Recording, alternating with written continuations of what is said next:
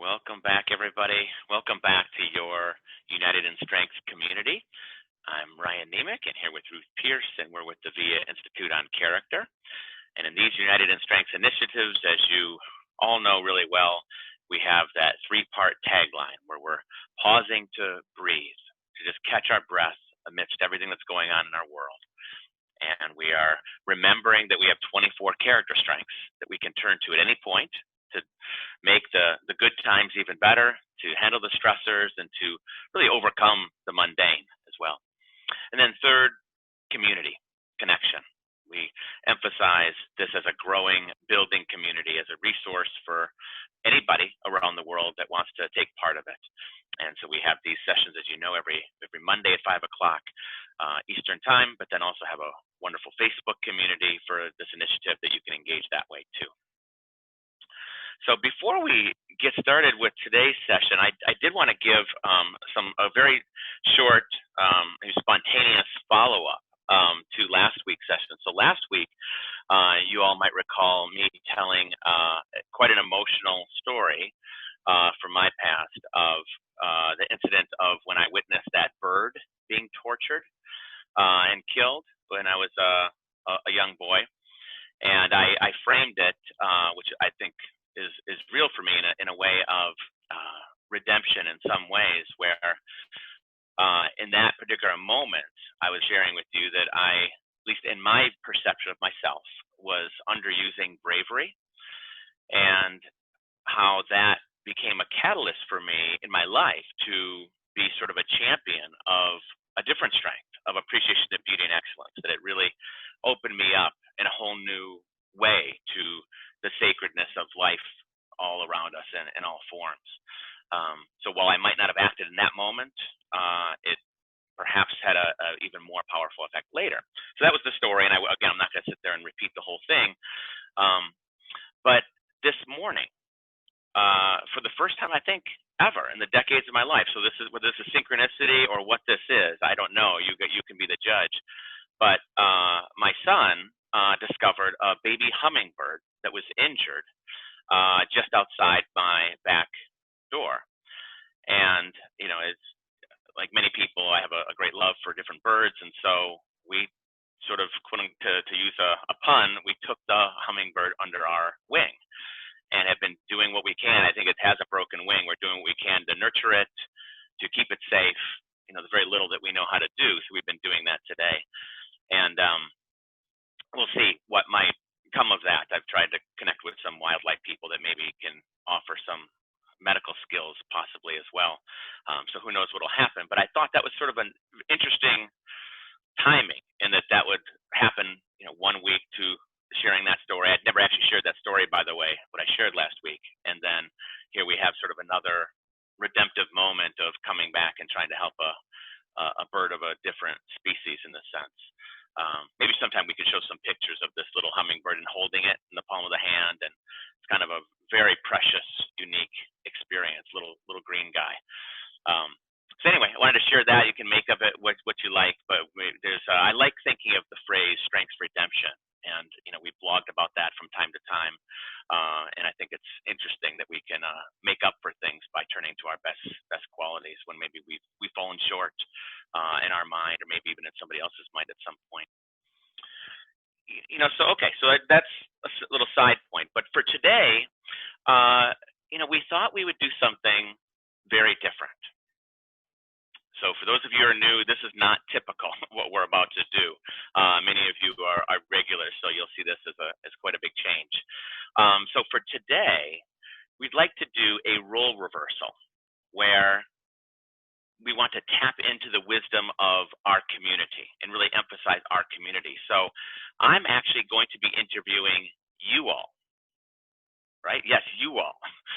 Maybe you weren't prepared for the interview. Maybe you're not dressed right, but that's the intention here. So to really, in a sense, to kind of tap into all the wisdom that is in our community. I mean, we have people around the world that are across all sorts of professions. Some people have a profession with strengths, some do not. There's people in spiritual professions, there's people in coaching professions, business, education, all sorts of different backgrounds, parenting, and so on. And and there's so much that we can learn from one another. So what we thought we would do is to pose a handful of questions that we can hear your responses to. And what we'd like to also do is to record this, like we always record these particular sessions, so that it's a continued resource for you all, for people that miss it, and just people in the larger world. And so if you share something in the chat room and we read it out loud, or if you raise your hand and offer video or audio in terms of response to the questions, then we'll just take that as you're giving permission for VIA to keep that part in the recording, right? Rather than going and getting permission from 150 people. So if you don't want to be in a recording, then just please turn your camera off. Don't share if you don't want to be in the recording for us. So that'll just make it easy in that sense. And I really think, I hope that we have a lot of participation here for many, many reasons. But one is, I think it's a great way for, I know many of you are people that really want to kind of give back to this community. And many of you have said that to Ruth and I. And when I've asked people the question of what matters most to you, I ask that always in the mindfulness-based strengths practice course that we've been doing for a decade or so. And I ask what matters most. And, people say, what matters most to me, my family and health and helping the environment and different things. But one of the common themes people say is, I want to help other people. I want to kind of give back to other people. So my sense is that probably that idea resonates with a lot of you. So this could be another chance of you sharing some of your wisdom with our community here. So we could think of this today as sort of a community speaks initiative. Ruth and I have to figure out maybe a name for this thing. And if it goes well, we could do it every couple months or something. It's just kind of part of what we do. How do you explain VIA strengths to other people? So how do you explain that to, say, if you have a client that you're trying to introduce strengths to, if you're a professor or a teacher working with students, how do you explain it to them? If you're a manager working with an employee, how do you explain it to them? If you're a parent and trying to explain it to one of your children, right? We have to do it that way as well. So this question is for every person here. How do you explain VIA strengths? Try to be as simple, succinct as you can. How do you explain that to others? And I don't know how long it's going to take for people to get warmed up, so we might just, whenever we have silence, let me just say this, then we'll turn to Nicole, that's when we bring in our mindfulness. So while we're waiting for people to respond, or while you're thinking if you want to respond or not, let's turn to mindful breathing and just feel the in-breath and the out-breath. And that way we can embrace the silence, we can embrace what's going on in the moment, and we don't have to feel rushed or pressured. Okay, Ruth. Oh, you're muted there, Ruth. But yeah, so we'll go to Nicole, and then Denise, and then Donna Lee. And Nicole, if you could, and for each of you, if you could say what your audience is when you're answering this particular question. Are you speaking as a parent? Are you speaking as a coach, as a manager, and so on? And I encourage people to be really mindful speaking, because we want to be able to hear from as many people as possible. So. Okay, my audience wouldn't be either of the professions that you listed. It would simply be as a friend, sharing with friends of mine. And how I learned what it is there are 24 different strengths that we all have, but some of us, well, not some of us, all of us, our strengths are just listed in different order. And how I was introduced to it was they were all listed in a box, and we were to circle the ones we felt were our strengths. And then that's how I came to the website and did the actual quiz. And it was pretty awesome to find out what my top ones were. What a great way to get us started. Thanks for setting the tone and the pace, Nicole. That's terrific. That's brilliant. And Denise? And Denise?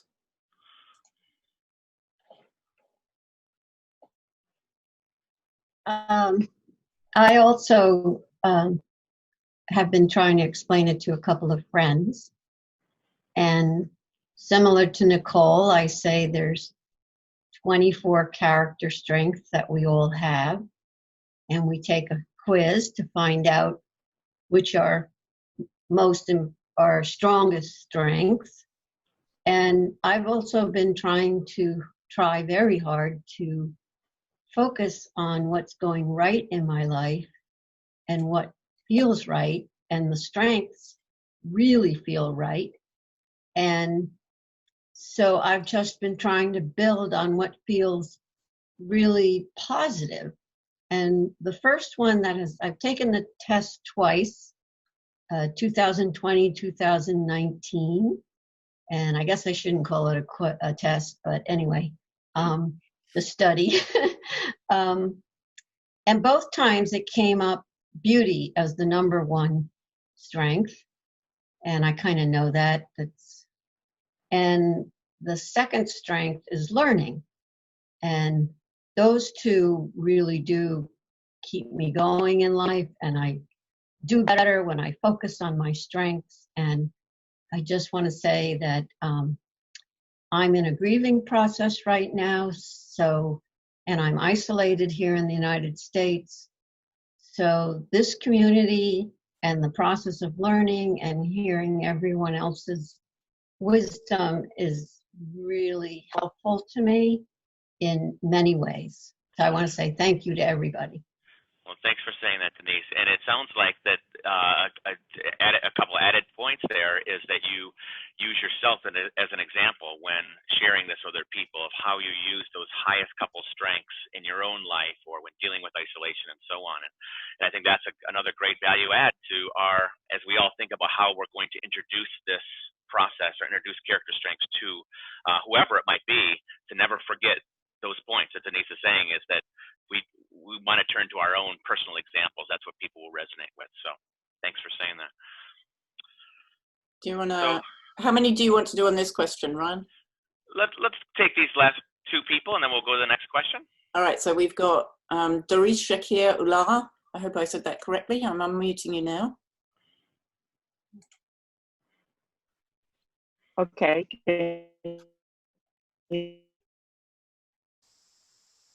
Ooh, Doris, we're having a little trouble here. So mine is my son. Oh, how's it now? It's a little better now. It's better now. Better? Mm-hmm. Okay. So mine is my son. He's 30. And he said to me one day, Ma, how do you think I show up to other people? And he's a very creative guy, but he really wanted to know what kind of impact he had on others. And so I said to him, I'm going to send you a character strength survey, and I would like to know if it comes close to what you feel you are. And then we could talk about how you show up. And I told him that if he tells me his and shares it, I would share mine with him. And that's what he did. First of all, he was very surprised because it did come to what he thought. But the fact that he saw it validated. And he said, okay, now what? How do I do this? What do I do? And he's been cleaning his friends up as far as the ones that he should be around. He's setting boundaries now. And he is navigating through this COVID situation because he got laid off. And the character strengths that he's been working on, he said it couldn't have come at a better time for him because it's given him time to actually become more self-aware about him and how he shows up. So thank you for that. Love that, Doris. And that is a great metaphor of showing up, and that we can show up with our families, we can show up in the workplace, we can show up through the lens of our best qualities. You know, we think of those as our signature strengths, and that when we're using our best signature strengths, we're showing up. So I just wanted to reinforce what you're saying there, because that's a great metaphor to use, and one that we might use as that exact phrase when we're sharing about character strengths with other people. Okay, Ruth, one more. Terry, and then maybe we can hear Donna Lee on the next question if you're willing, Donna Lee. So So Terry? All right, Terry, I'm unmuting you. Thank you. Hi, everybody. I have had a performing arts school for kids for quite a while, and in becoming a life coach and getting to know the VIA strengths and through the positive psychology, I've created a wing of my school that is for mindful arts, and we did a pilot recently and for the kids and the youth, and we did it under the auspice of superpowers. You know, what's your superpower? And we used your diagrams for the youth that you have, you know, on the website, and they just took off with it, Ryan. They loved it. They all could identify, each one of them were right on it immediately, you know, what their superpower was, and using the names of the character strengths. And so it was a beautiful way to expose youth to this, because that's my purpose, is creating, you know, mindfulness early in life in order to have skillful tools, you know, as we grow up and grow up with them, and not, you know, wait until I'm in my 50s and older to do this. So it's really cool. Thank you for everything you do.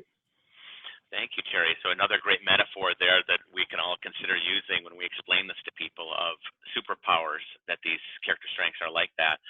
And I couldn't agree more on the introduction of these character strengths as early as possible with youth. I mean, teachers are using this language with kids around the world, and you know, and I've been hearing from teachers for over a decade now that the on the younger end of the spectrum, is teachers will use it with kids as young as 4. The whole classification, by the way, like the 4-year-olds can learn all of these words, generally speaking, and the one that they tend to shift for people very young is social intelligence, and calling that friendship, for, you know, for 4-year-olds, 5-year-olds, but then maybe after that, going back to social intelligence. But yeah, it's a wonderful example there, Terry, and just any way to introduce this language to the kids. And it sounds like you've given them some vocabulary words, some things to do art projects with, and spotting strengths in themselves. And we have to remind ourselves, it's so easy to take these strengths for granted. And there's a great chance that some of these kids have never once in their life had a good thing said about them. Certainly about their very best qualities within themselves and what's maybe unique for them. So it's very special, I think, to bring this to kids. And again, start at any age. If you learn about this at whatever age, that's when you start, you know, so thank you for that. And it obviously resonated, Ryan, because a few people are saying that they're teachers or they work with small children, and the superpowers concept is something that really helps connect it with children. So I'm sure they've all got strengths capes. We should market those. You know, and since you said that, Ruth, about that there's many teachers on the line, because that was going to be one of my questions later, let me ask that now. Just a very open-ended question for those that are teachers on the line, and by teacher it could be a professor, or it could be K-12 or pre-K, or you're a parent teaching your kids. What is the best way that you bring character strengths to those kids? You know, just kind of like Terry gave one example. You know, let's hear maybe 1 or 2 other examples of how you bring it to kids.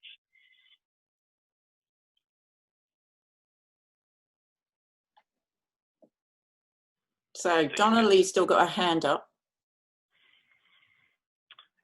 So Donna Lee, we are moving on to this question though. I just want to because I want to be sensitive to time. So it's the question about bringing it to kids, and then, so I'm unmuting you, Donna Lee. At least I hope I am. Yeah, I can try it if you can't get it. Yeah, I can't seem to. Oh, there we go. She's unmuted now. Hi there, Donna Lee. Yes, so I'm a life coach, and I don't actually use it for small kids, and I think it's brilliant when people start doing that as soon as possible. They really, everyone is benefiting from knowing these strengths, and they can use them as superpowers, as some people label them. I work with young people and adults who have ADHD. And I find that in their youth, as Ryan had said, that they have a lot of baggage that hangs around them in terms of their self-esteem and shame. And when they begin to actually realize that this isn't just who they are, and they're able to build their self-esteem and think about what it is that makes them who they are as young people, as adults, it's never too late. And it's the earlier you get it under their belt, the better. And I just, young kids, teenagers. I also work with a group called Shift Happens Coaching, and it's doing work with, we do work with people who, social justice, kids incarcerated. We get them as they're going through the gates and coming out of the correctional place. And 30% of our inmates in Canada, where I'm from, have ADHD. And so when we start using the strengths and start building them using that, so there are hundreds of ways we can use it. So thank you. Donnelly, good to hear your voice again. What would you say is, out of all the, because I know you've done lots of stuff with character strengths over the years, what would you say is one key tool or strategy, or your favorite one that maybe hasn't been mentioned yet, that you would suggest to everybody? Like, what's your go-to strategy with character strengths? My go-to strategy, they have to really understand it, what I'm talking about. So how I relate it to them is taking, because I do a lot of work on values as well. Those are two key things I do in all my discovery sessions. And when they can understand what a value is and they can relate it to their strength, I find that they work hand in hand, and it just becomes part of the conversation. And it's amazing. I get them to do it every 6 months, the VIA Strength Survey, after working with them around their self-esteem. And I'm not a therapist, so I don't do any of that, but it's looking at what they believe about themselves. And then I redo that character strengths, and the signatures tend to shift, but some other ones come up on that second take. And so I find that makes a difference. And when they can see that, they actually witnesses it. That's me? Wow. They get very, very happy about the work that we've been doing. So that's my go-to. Excellent. Yeah. And more great testimonial to using character strengths with populations where the what's wrong approach has been dominant.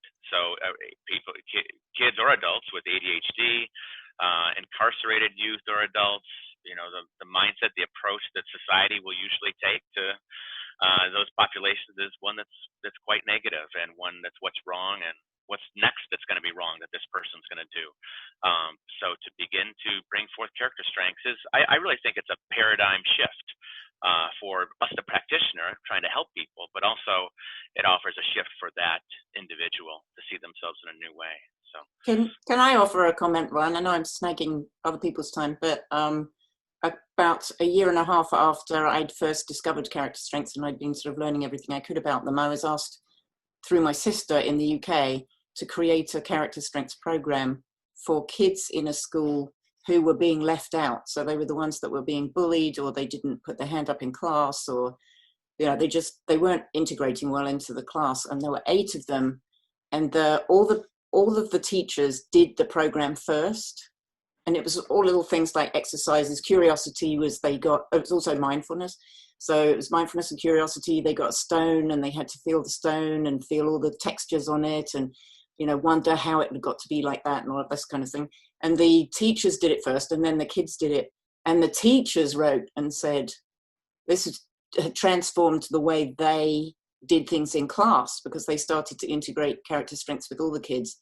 And then the 8 kids who did the special class together gained confidence and blossomed, was how the education person put it. She said that she really saw them all come out of their shell because they discovered what was special about them, what their superpowers were. So. Yeah, excellent example. Yeah.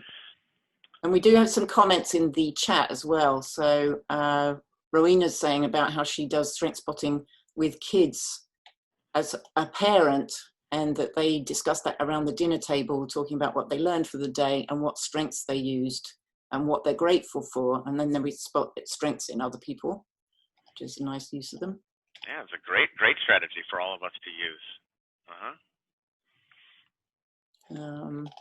There's lots of ideas in here. A lot of people are saying about integrating the strengths, so it's like small and consistent, so that it's throughout the day, 30 seconds, 60 seconds at a time, rather than doing a sort of called out strengths practice.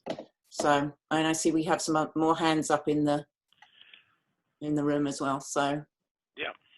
All right. Well, we'll go. Actually, I'm going to go in. Oh no, I won't. Leighton, you're next. I'm unmuting you, I hope. Okay, I'm unmuted. I was a scientist and did a lot of creative things, and I was a substitute teacher when I retired. And I was always curious about creativity, and none of the models that were out there 20 years ago, to me, explained really how the mind works to creatively solve a problem. So I developed my own model, which I call cognitive relational intelligence. And I started teaching some groups of adults about this. And then I realized that I could take the model and teach children how to be better students. So I've done that a number of times at our library with elementary age children. And these character strengths fit nicely into the model.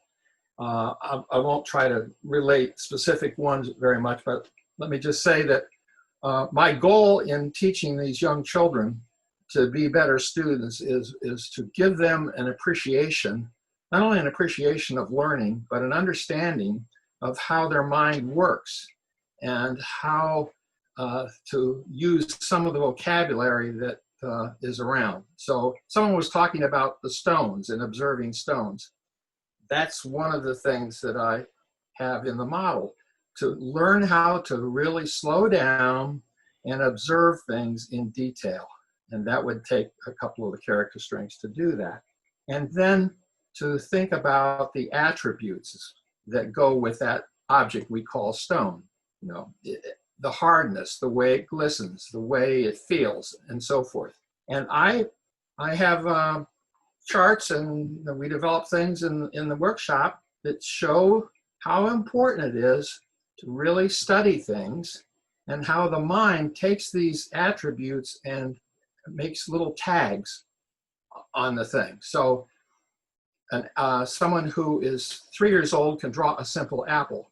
Somebody you ask all the characteristics of an apple who's in 5th grade is going to have a whole lot richer database to choose from. And then I show them how the mind links things through those tags, so that in a creative situation, you take two things that two people would not normally associate them together, and you're able to put them together. And it expands from there. And this...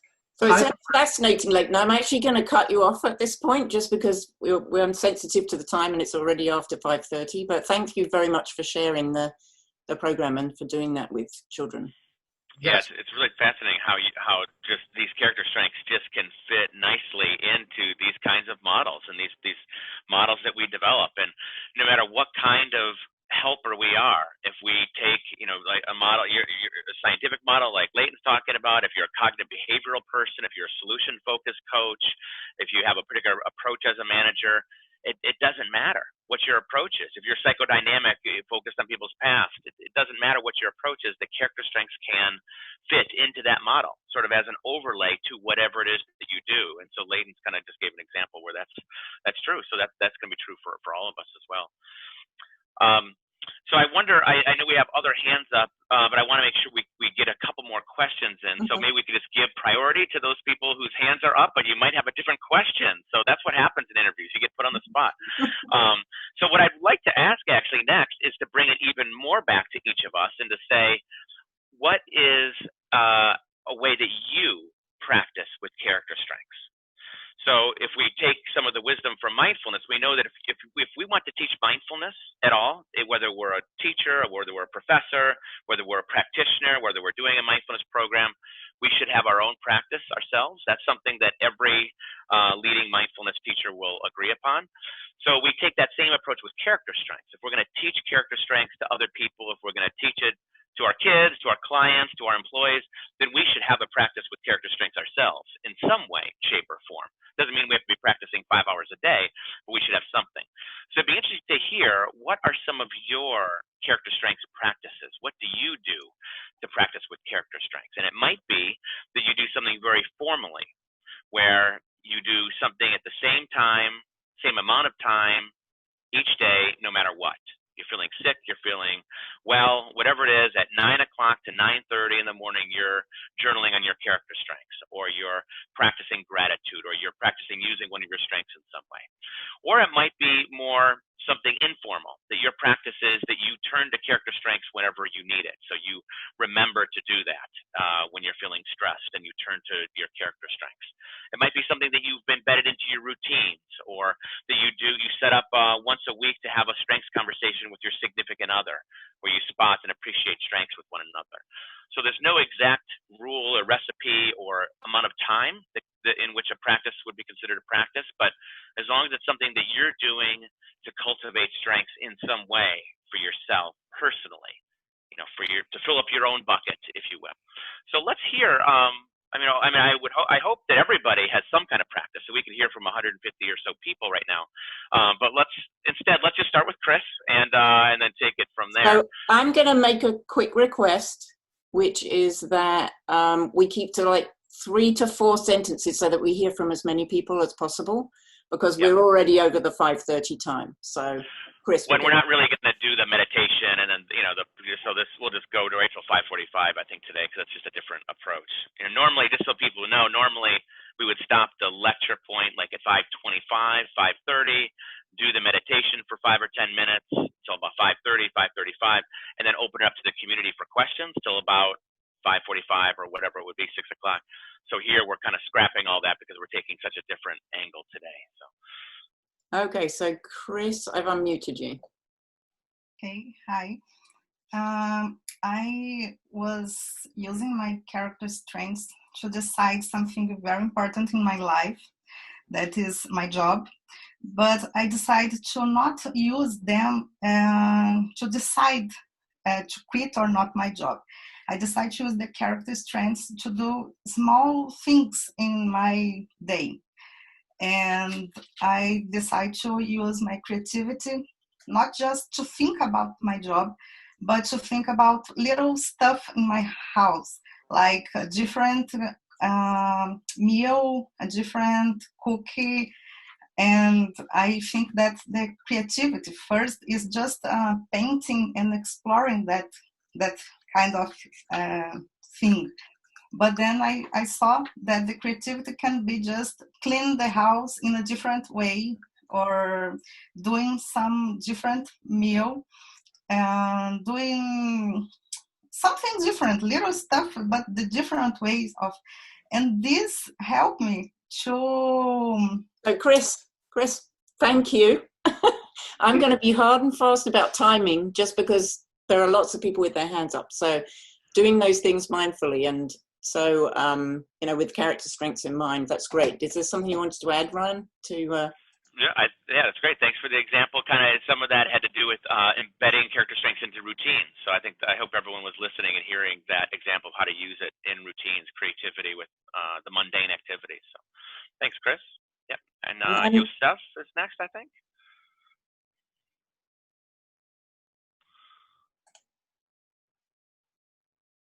Yeah, hello. Could you hear me? Yes. Yosef. Okay, thanks. I have actually a couple of questions. Could I ask?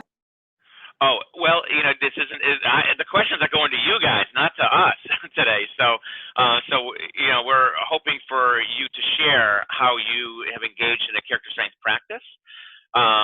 People have questions. They're always welcome to email me. You're welcome to pose it.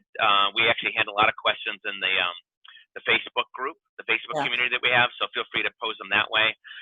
But do you have a character strength practice that you'd like to share, or not so much? Not so much, but I found three characters. The three moral characters, which is spirituality, and the first one is spirituality, and the second one is the honesty, and the third one is the love of learning, or something like this. And I think this is shaped my really my character because I am a student college, and I found myself in these characters. Also, I'm very spirituality, especially I am a Muslim, and I feel this is it's so touchable for me, especially. But maybe I am new for this program. I think 1 month ago I registered for this, and until now I'm not discover so much about this.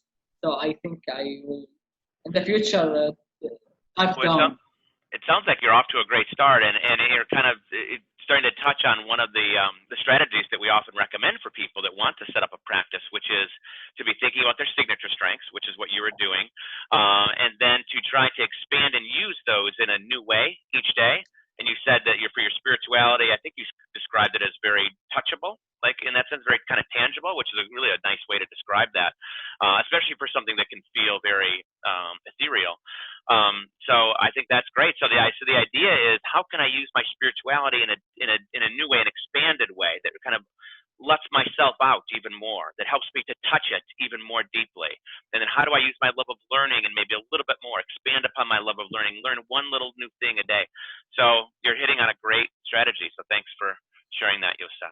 So I'm actually going to focus, because we only have 4 minutes left, Ryan, I'm going to focus on people who haven't spoken before. So Leslie is the next person in the list, but it may be that we have to skip people who have previously spoken so we can hear new voices.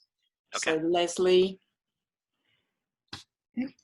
Hi. I use my character strength for myself outside of my coaching practice, but one of my character strengths is self-regulation. So in self-regulation, I pull back from the things that I have to do to make sure I exhibit self-care. Number two, with the zest, I also make sure that I use that to continually invigorate myself, especially working a job and trying to start a practice. And then the last one is the creativity. I use that a lot when I am like taking in nature and doing different things where I paint, I draw, I ride my adult tricycle, and I make sure that I am always thinking beyond the present in a creative way. What hasn't been done? What hasn't been thought about? So that's where I. Thank you, Leslie, for speed delivery there. Rapid fire too. Yeah, great. Thanks, Leslie. And Salome's spoken before. I don't think we've heard from Victoria before, so I'm going to go to Victoria next. So Hi, am I unmuted? Hi. Oh, hi. I did speak 3 or 4 weeks ago. But, very briefly, I once heard someone say something about how the strengths are brilliant in helping us grow and fulfill ourselves, be in flow, and also to tackle adversity. And 2 of the things I've been actively doing is, if I feel a disturbance arise in me, going back to the pausing and the remembering and the connecting, I have decided to physically touch my belly and physically touch my chest, my heart space. Touching my belly is checking in with what's arising in me, what's going on in my body. And the touching my heart space is a reminder to connect with character strengths so that I can choose how to respond, how to connect from a place that is in touch with my sense of values, my strengths, how I aspire to behave, the sort of person I aspire to be. So that's really helping me. And in the morning, I'm using it to help set goals. And I'm using Gabrielle Ottingen's WOOP, Wish, Outcome, Obstacle, Plan, If Then Plan, to do that. So this morning, for example, while doing my goal setting, which I do at the end of a meditation, I decided to focus on bravery. And that really inspired me to send a text that I'd been putting off literally for months. So I'm really just incorporating it into lots of little things like that. But I'm loving that physically, it can be the briefest touch, but it's a little physical reminder to myself wherever I am to use it. Thank you very much, Victoria. I'm just keeping an eye on the time here, so thank you for that. Yep, great example. It moves it out of the head into the body. Yeah, that's a great way to make that integration. And we know these character strengths live in our bodies, not just in our minds, not just in our behavior. So you're allowing that kind of dual expression that way. And I'm seeing, Ruth, a lot of stuff in the chat on meditation. I'm going to pull those out and share them. And maybe we can also share them as a document next week anonymously. I'm obviously not going to quote people because I specifically said the chat would be private. But there's some great examples in there that would be nice to pull out and share with people. That'd be great. And when you say share, you mean on the Facebook page, right? I'll put it on the Facebook page, but I may also create a slide or something for next time where we can just open it up next time with a few tidbits and highlights and things that multiple people said. And I'll use that. Mm-hmm. Great. Okay, well, I know we're trying to be a little bit more sensitive to the time because Ruth and I get so excited about this stuff. We can just keep going for 2 more hours, and I know that describes a lot of people here as well, and the enthusiasm. So, but why don't we conclude actually with a mindful pause? Since we didn't do a formal meditation, let's just have that be the very last thing that we do, and then we just kind of shut off our cameras. And so the mindful pause, you've experienced this, some of you have experienced it before, is a very brief, as in 20-second meditation, where the first step of 2 steps is to just short circuit your autopilot mind that's buzzing and thinking and wondering and all these ideas, and just come to your breath, just the in breath and out breath, let everything else go for about 10 seconds. And then at the end of the mindful pause, again, if you do 10 seconds, if you do 10 minutes, however long you do it in your own life, at the end of it, step 2 is to then ask yourself the question, which of my character strengths might I bring forth right now? And then you just then the rest is up to you just to be open to what surfaces for you as an image, a word, a thought, with strength. So I'll just lead us through this very brief meditation right now. So taking a few seconds to just feel your in-breath and out-breath.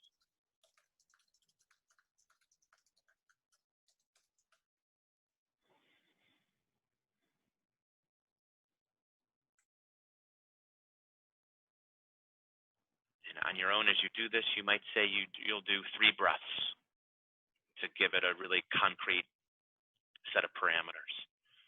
Some of you, it might be 5 breaths.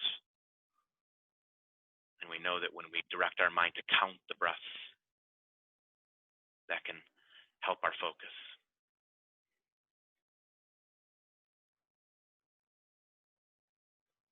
So with each breath, just feeling the fullness of your inhale and the fullness of your exhale.